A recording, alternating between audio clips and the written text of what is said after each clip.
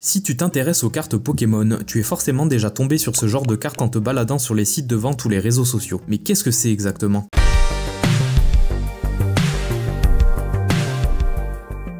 Salut tout le monde, moi c'est Jaja. Aujourd'hui, je vais tout vous apprendre sur la gradation de cartes. À la fin de cette vidéo, vous saurez ce que c'est, quelles entreprises proposent ce service et quel est son impact sur la valeur des cartes. Restez jusqu'au bout, je vais tout vous expliquer.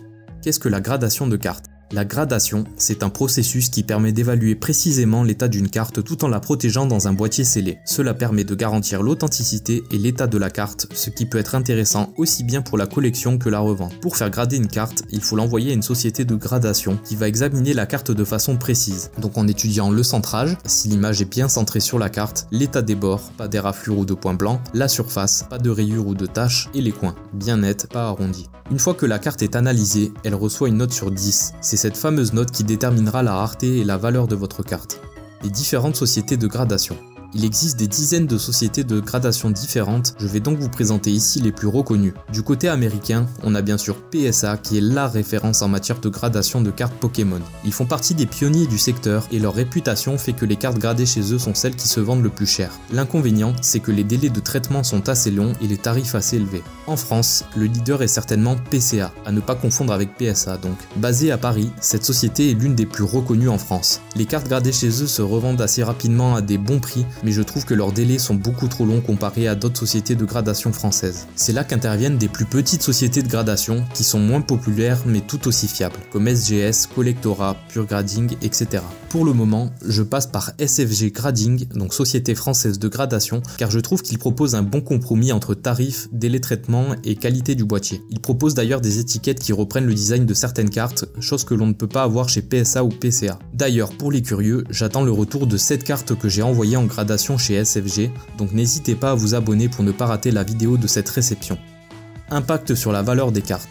Évidemment, la gradation joue un rôle majeur dans le marché des cartes Pokémon. Acheter une carte gradée, c'est s'assurer d'acheter une carte authentique sans avoir de surprise concernant son état. Également, le système de notation sur 10 introduit une nouvelle notion de rareté pour la carte. Par exemple, la note de 10 est la plus recherchée et la plus difficile à avoir. On se retrouve donc avec certaines cartes PSA 10 qui peuvent se vendre 100 fois le prix de la même carte en loose. Mais attention, cela ne veut pas dire que n'importe quelle carte gradée vaut cher. La note impacte surtout le prix des cartes anciennes, car les cartes récentes sont beaucoup plus faciles à trouver en parfait état. Certaines sociétés de gradation proposent des données de population afin de voir facilement la répartition des notes en fonction des cartes, ce qui peut vous donner une idée de leur rareté. Le prix dépendra également d'autres facteurs comme la demande ou la réputation de la société de gradation utilisée. Le moyen le plus fiable d'évaluer le prix d'une carte gradée est donc de rechercher le prix de vente moyen sur les plateformes comme eBay. Lorsque cette méthode ne donne rien, j'ai ma propre méthode pour évaluer le prix de mes cartes gradées. Je compte le prix de la carte en loose, plus le prix de la gradation, plus un pourcentage du prix de la carte en fonction de sa note et de son ancienneté.